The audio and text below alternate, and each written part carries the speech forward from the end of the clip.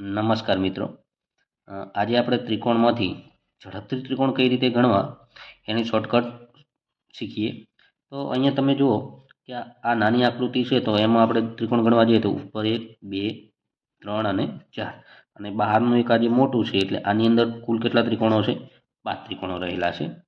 પરંતુ અહીંયા આ આકૃતિ આપણે જોઈએ ને તો ગણવા બેસીએ તો વાર લાગે એવી છે. તો આના માટે શોર્ટકટ એક સૂત્ર છે, આપણે ખાસ તમારે એને યાદ રાખી લેવાનું છે. 2n² - 5 આ સૂત્રથી આપણે દાખલા ફટાફટ જવાબ આવી જશે. હવે nની જગ્યાએ શું મૂકવાનું? તો અહીંયા આપણે જોઈએ ક્રમ પહેલાં આપી દેવાનો 1 2 અને 3. તમે આ રીતે પણ ક્રમ આપી શકો છો, અથવા આ રીતે ઊભો પણ તમે ક્રમ આપી શકો છો અને આડો પણ ક્રમ આપી શકો છો. હવે 3 છે એને nની જગ્યાએ મૂકવાના છે. n બરાબર કેટલા લેવાના? 3. તો 2 nની જગ્યાએ આપણે કેટલા મૂકશું? 3 - 5. તો 3 ગુણ્યા 3નો વર્ગ કેટલો થશે? 9 - 5. તો 9 દુ કેટલા થઈ જાય? 18 - 5. 18માંથી 5 જાય તો કેટલા વધશે? 13. તો આ જે આકૃતિ છે અને શોર્ટકટ રીતે આપણે આ સૂત્રથી મૂકીએ તો આનો જવાબ કેટલો આવશે? 13 જવાબ. તો આ આકૃતિની અંદર 13 ત્રિકોણ છે એ સમાયેલા છે.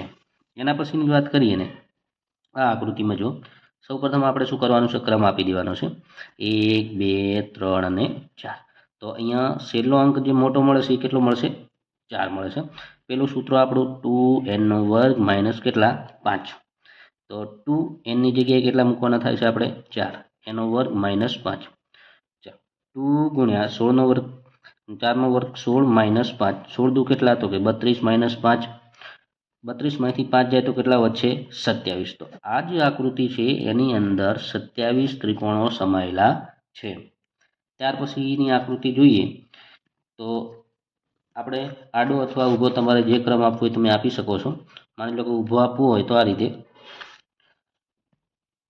1 2 3 4 5 અને 6 છે. પેલું સૂત્ર 2n² - 5. 2 ગુણ્યા કેટલા મૂકવાના? તો કે 6n² - 5. 2 ગુણ્યા 6નો વર્ગ 36 - 5. 36 દુ કેટલા થાય? તો કે 72 - 5. અને 72માંથી 5 જશે તો કેટલા વધશે?